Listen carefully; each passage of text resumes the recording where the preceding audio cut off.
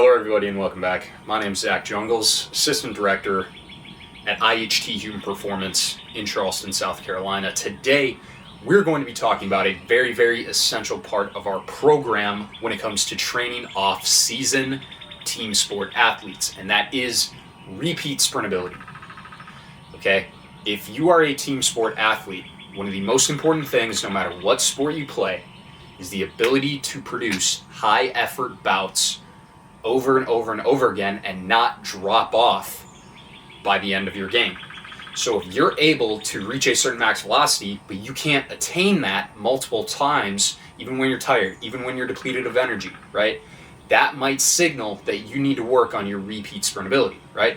If your skill level is already really high, one of the things that's separating you from where you are now to where you need to be at the next level could be repeat sprintability, right? It's not just those outputs that matter. It's the ability to repeat those outputs over and over and over again.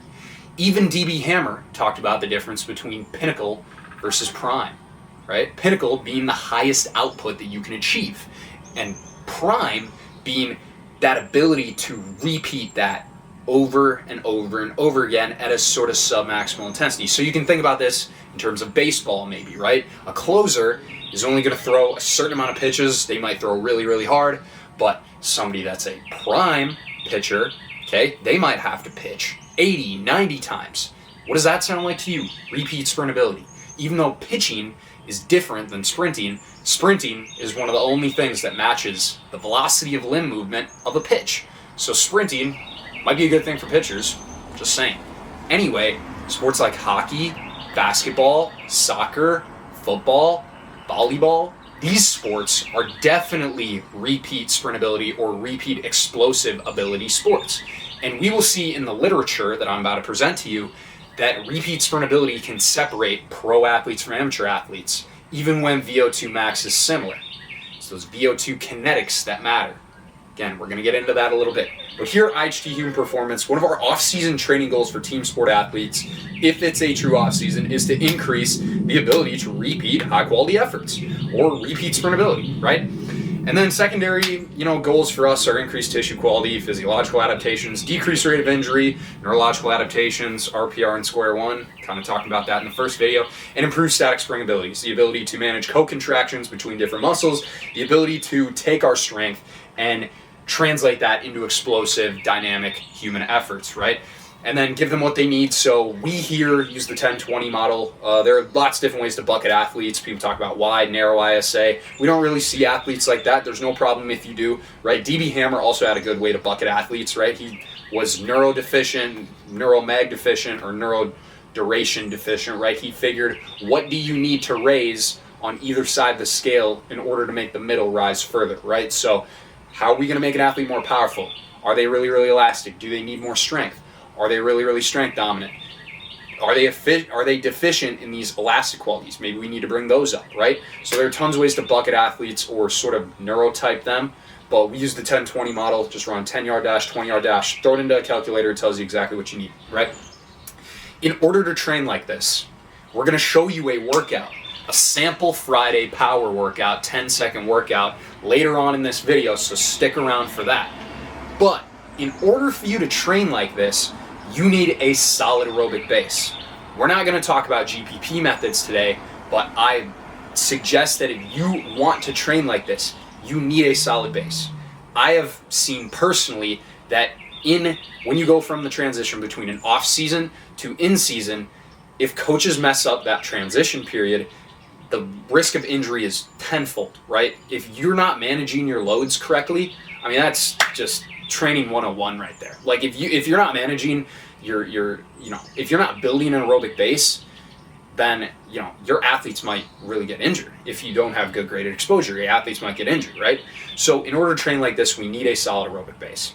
And this training, obviously, team sport athletes off season is going to look a lot different than a track athlete, a power lifter, somebody that's doing single bout efforts, combine prep, right? This might not necessarily be the type of training that they're going to do during that period of time, but it's still really valuable, and the research is going to show. Okay, so in triphasic 2, they talk about even high intensity training that is short, has a very high component of the aerobic metabolism, right? And during high intensity outputs between 20 to 30 seconds, which we would call lactic, going to get into a little bit about that later, of a max effort, research has illuminated that aerobic sources provide just as much energy as anaerobic sources. So what does this tell you?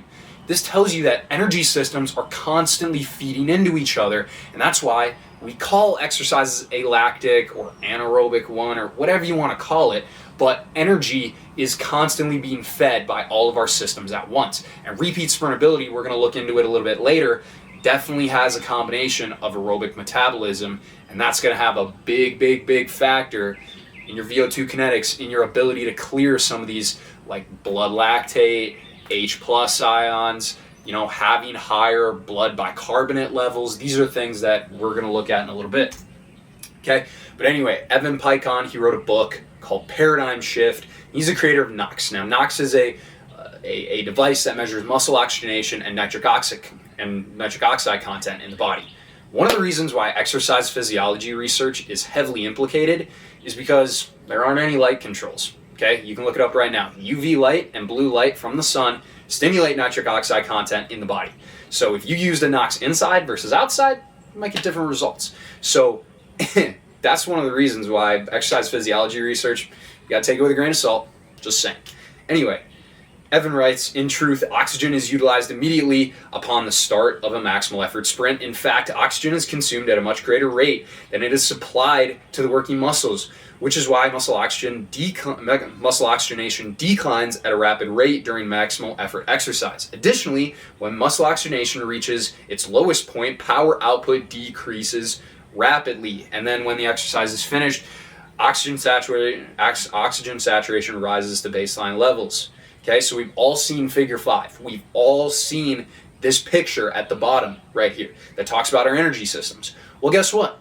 It's a bunch of baloney, because our energy systems are constantly, recovering each other one after the other after another, right? When one depletes, the other has to pick it up. When the other depletes, another one has to pick it up. So when your body has to produce energy, it has to feed from all these different systems. That's why repeated sprintability is important, because sport is not truly just 5-second bouts with 5 minutes of rest, right? It's important to do those parts in your training, but naturally sport is way up in energy production and it's way down. You're going to have points where you're not doing anything, you're just sitting on the bench, coach is talking to you, you have to recover in that period. And then you're going to go back out and you're going to have a fast break on the court where you might run up and down 10 times. You're going to have to jump as high as possible 5 of those times, and you're going to have to sprint as fast as you can 3 of those times. So sport is about up and down, and you have to be able to control those. And that's why sort of this energy system chart that we learn about in exercise science is a bunch of baloney. Okay, now we've talked about repeat sprintability and why it's important, but let's look at some of the factors within repeat sprintability. Now, it's not surprising. Repeat sprintability, complex topic. It's going to involve metabolic, so oxidative capacity, just said GPP is important, PCR recovery, and H+ buffering, right? So GPP, essential for this, and you got to stack that GPP on top of the rest of your subsequent phases, right? You got to make sure that the body's aerobic base is solid so that all of your training, can build on top of that, and you can actually recover in between your workouts, in between your sets, in between your, whatever the work you're doing, whatever time interval of recovery you want to go with. You need to have a solid aerobic base in order to do that. And neural factors,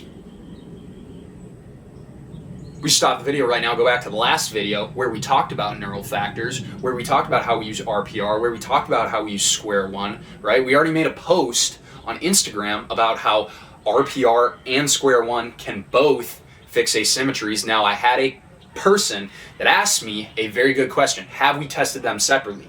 And yes, the answer is yes, we have. They both can clear up asymmetries, and they both can reduce drop-off. I think they both reduce drop-off from slightly different mechanisms. I think reflexive performance reset might decrease drop-off by clearing these neural lymphatic reset points. When you increase lymph drainage, right, from using a massage gun on these certain neural lymphatic reset spots, it might increase neural lymph drainage, right? Or it might, like Cal theorizes, put you in the right pattern so that you're able to do exercise more neurologically efficient.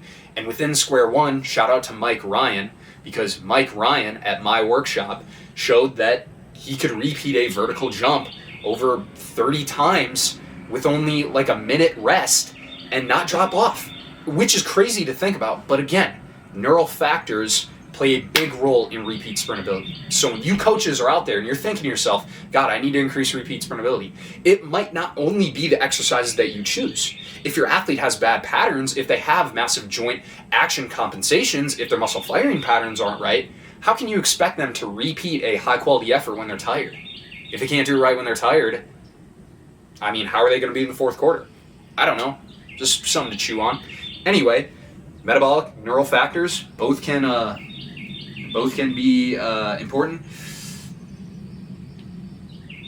Okay, so, and then 2 key recommendations from this review. It is important to include some training that improves single sprint performance, traditional sprint training, strength power training, and then some high intensity 80 to 90% maximal oxygen consumption interval training to best improve the ability to recover between sprints. So you need to do both, right? You need that prime and you need that pinnacle, okay? We're going to look at one of the workouts later, and I'm going to tell you how we fit both into one day, okay? Now, this one by Assis Rivera et al. And this one by Assis Rivera, and then this one by Assis Rivera et al. In 2024 talked about recovery between sprints is strongly correlated to PCR synthesis capacity, ultimately determined by aerobic capacity. Again, general preparation is very, very, very important. Before you can even train repeat sprint ability, you need a strong aerobic base. It is what it is. So here's one of the things that when a coach hears aerobic base, they might think, okay, I need to do long distance running because I need to improve my athlete's VO2 max so that my athletes can have a strong aerobic base. Well, guess what? I personally, and the research shows right here, that might not be what you need to focus on. Okay, here's one of the most important parts of the whole presentation. When I say aerobic base, I don't necessarily mean VO2 max. I mean VO2 kinetics. VO2 kinetics are more important than VO2 max. We're going to see why.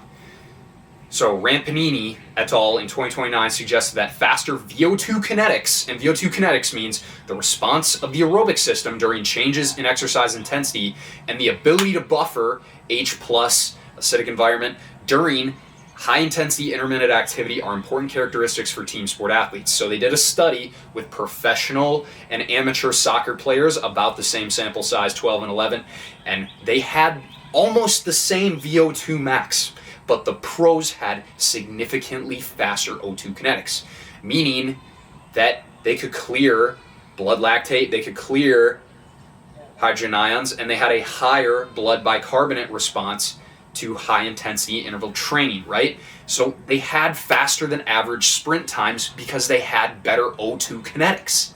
So their ability to have lower H+ ions, right? A less acidic environment, lower blood lactate levels, their ability to clear lactate, and higher blood bicarbonate levels all are part of O2 kinetics. So, the O2 max is not necessarily what we mean by aerobic base. We mean the ability to repeat sprint efforts and recover from those sprint efforts, okay?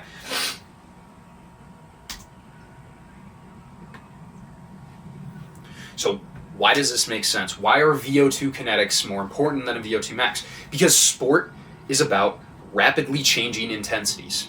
Sport goes up and down. You might be sprinting as fast as you can for 2 seconds. You might be standing completely still for 20 minutes. When you go into halftime, you ain't doing anything. You got to go out, warm up again, do the whole thing over again, right? So in a football game, in a basketball game, in a hockey game, in a volleyball game, in a soccer match, in a tennis match, your energy systems and your level of intensity is just going up and down and up and down and up and down. So repeat sprint ability is about being able to repeat high intensity efforts over and over and over again and recover and not drop off from that.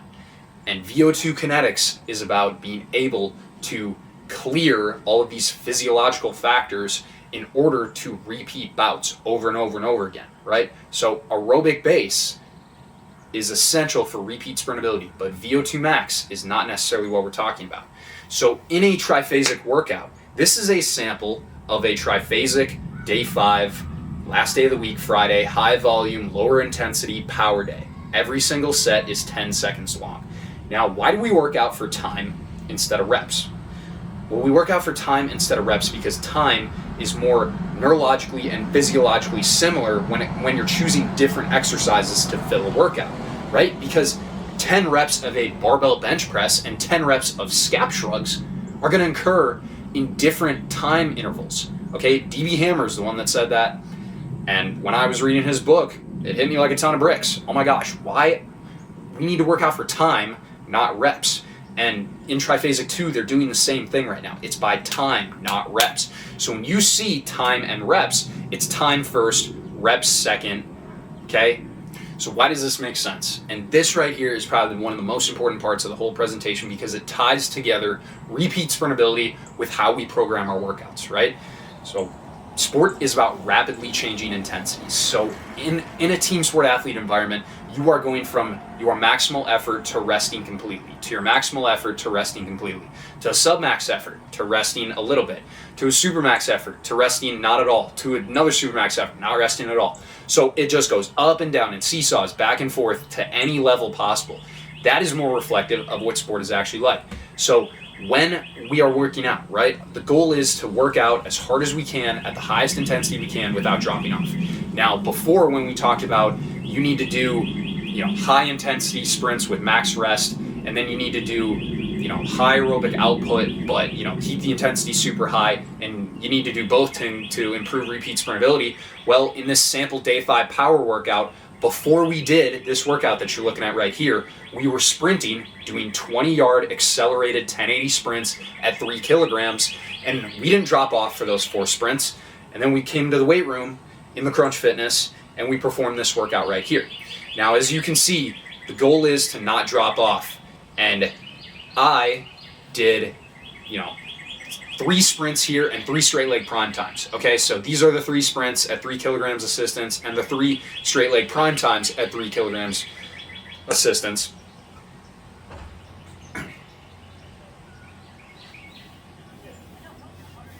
Okay, so this is the most important part of the presentation. Why does this make sense? Okay, why are VO2 kinetics more important than VO2 max? Because sport is about rapidly changing intensities. The people that can handle those rapidly changing intensities and keep repeating their sprint bouts over and over and over again are going to be your best athletes, because with skill level equal, the people that can handle those VO2 kinetics, the ability to change the intensity and keep energy production high, those are going to be the best athletes at the end of the game, right? Assuming skill levels equal. So when you look at one of these triphasic workouts, the goal is to not drop off, right? We mentioned DB Hammer. He was big about drop-offs. In the first triphasic book, they talk about drop-offs a lot. But before we even did this power workout, you can see it's a lot of exercises long, and the first block is 2 to 5 sets. But before we did this workout, we did 4 assisted sprints, 3 kilograms assistance on the 1080 sprint 2. We didn't drop off of any of those reps. We got a bit faster on each of them. But then when we come into the weight room, why it says 2 to 5 sets is we're trying to not drop off for as many sets as possible. An elite athlete is going to be able to do more sets, and a less elite athlete with a lower capacity is going to do less sets. So in this case, I did 3 sets before I dropped off by 2.6%. And 2.6%, DB Hammer talks about a 1 to 2% drop off with neural rate activities. And for me, I was good with 2.6% drop off. Could have maybe done a 4th set, but these workouts on Friday, they take a while, so 3 sets was all I wanted to do on this day, right? And you can see from 8.79 to 8.56 meters per second, 3 kilograms assistance with the 1080 sprint 2 dropped off 2.6%. And same with the prime times, dropped about 2, maybe 3%.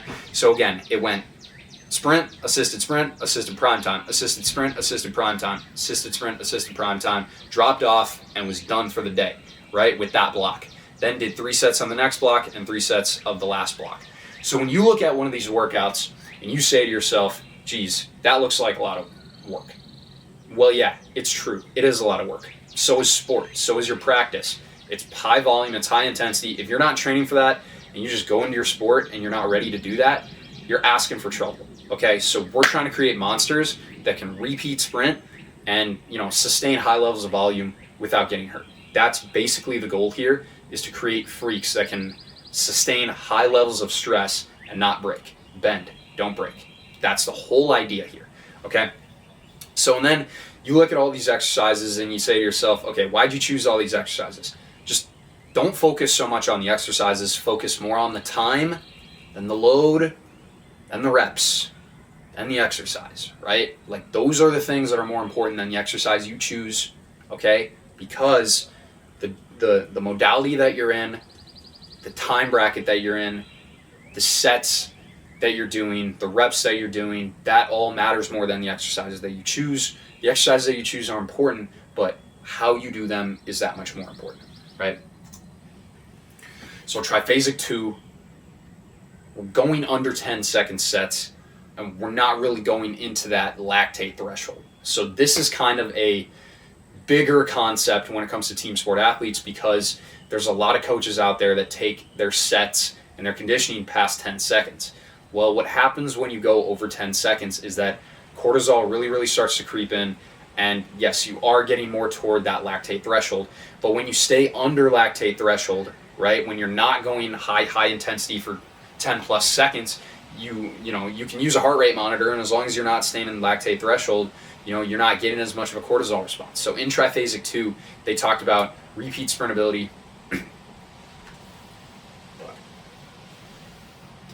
So triphasic 2, when I was at the University of Minnesota, I asked Cal, before he had released the triphasic 2 book, about this idea of not really doing lactate work. I didn't see any lactate work. All the sets were under 10 seconds, and all the sets were under 7 seconds in season. So I'm like, what's the deal? Where's the lactate work? These are hockey athletes. Shouldn't they be doing some lactate work?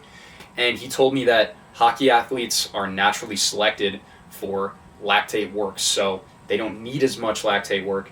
And because the sets are under 10 seconds, they're able to do higher quality reps for a higher volume, again, at a higher intensity. So high volume, high intensity, high velocity is all achieved by going under 10 seconds. And so DB Hammer talked about how each bracket above the one you're working will increase the capacity of the one below it. But in this case, just working under 10 seconds increased the athlete's abilities to repeat sprint in that time bracket, right? And I've seen the same thing. I can now repeat efforts up to 10, 15 times, as you saw in the workout prior. That was 7, 8 sprints before a 3% drop off. I'd say that's pretty good. And just to keep getting faster between 6 and 7 reps is pretty solid when you add in all the other volume that was in there, right? But on page 144, they talk about managing cortisol using under 10-second sets. And Cal talks about he had a group of NHL players, and they did under 10-second sets for the summer, and they stayed under lactate threshold. The results, their repeat sprintability got better, their ability to repeat bouts over and over again. They got leaner, they had less fat, more lean body mass, and he suggests that this was probably due to less cortisol. And even when you look at coaches like Chris Corfist or Tony Holler that train these track athletes, their 23-second sprint days are few and far between. So even their 400 runners might not see a 400 until they get to their meet, or if they do it in training, they'll do it sparingly, right? And when I was at Casson, Manorville, and I was coaching track, they did lots of long duration sprinting, and that definitely increases the cortisol response. And at Casson Manorville, when I was a track coach, when we did the lactate work, those were the days where people were more likely to get injured. And maybe it was just maybe a mental thing, like, some of the athletes obviously maybe didn't want to do that, but even our highly motivated athletes will get injured when we do that lactate work. And again, that could be for a lot of reasons, but again, whatever.